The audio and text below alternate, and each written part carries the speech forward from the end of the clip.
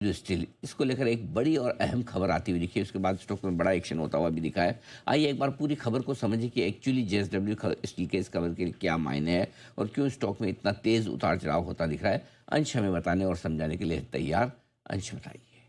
बिल्कुल। तो GSW steel ने जापान की जेएफई स्टील कॉरपोरेशन के साथ एक strategic joint venture partnership announce किया है और इस डील के तहत Bhushan power and steel limited यानी कि बीपीएसएल का स्टील बिजनेस अंडरटेकिंग जो है जीएसडब्ल्यू की सब्सिडरी है, ये जेवी में ट्रांसफर किया जाएगा और ये ट्रांसफर स्लम सेल है, इसके जरिए किया जाएगा, यानी कि ओवरऑल बिजनेस शिफ्ट किया जाएगा, ना कि एक एक प्रोडक्ट वाइज।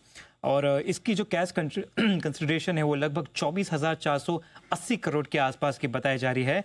और यहाँ पे अगर हम और भी डिटेल्स देखें तो जॉइंट वेंचर का शेयर होल्डिंग जो है वो 50-50% का रहेगा, यानी जेएसडब्ल्यू और जेएफई दोनों बराबर के पार्टनर्स इसमें रहेंगे।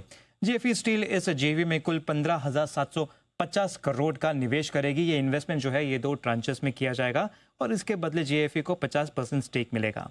इसके चलते हम देख रहे हैं कि डील वैसे तो स्ट्रैटेजिक है, लेकिन जो मार्केट एक्सपर्ट्स है वो ये मान रहे हैं कि ये जो डील है वैल्यूएशन वाइज ज़्यादा अट्रैक्टिव नज़र नहीं आ रही है।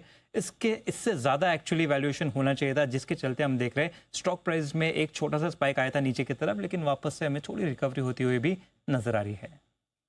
ऑलराइट, जेएसडब्ल्यू स्टील एक बड़ा जेवी यहाँ पर होता हुआ दिखाई दिया है और ये एक बड़ी खबर है कंपनी के लिए भी और इनफैक्ट पूरे स्पेस के लिए अच्छी खासी यहाँ पर एक्शन बनने के संकेत दिखाई दे रहे हैं। एक बार जरा राय ली जाए जरा सनी अग्रवाल साहब से भी।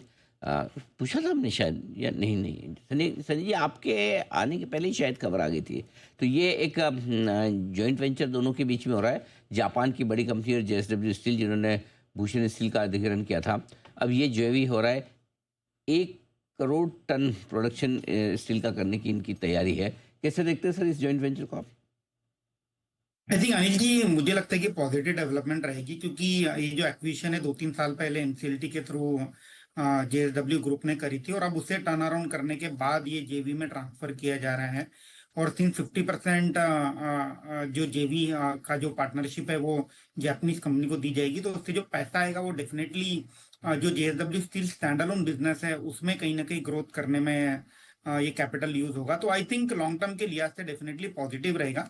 रही वैल्यूएशन की बात, तो टू बी वेरी ऑनेस्ट मैं भी इसके ऊपर मैंने नंबर देखे नहीं है कि क्या वैल्यूएशन पर ये डील कॉल आउट हो रही है।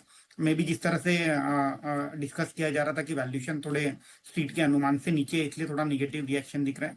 बट मुझे लगता है कि कैपिटल अनलॉक होगा तो आगे जाके जेएसडब्ल्यू स्टैंड अलोन बिजनेस में जो ग्रोथ रहेगी वहां मुझे लगता है कि एक्सीलरेशन आते हुए दिखेगा।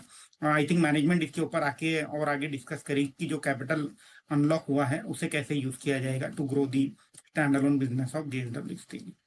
ऑलराइट, चलिए तो फिलहाल ये राय जेएसडब्ल्यू स्टील पर और इस पूरी डील पर बनती हुई दिखाई दे रही है, लेकिन जय ठक्कर भी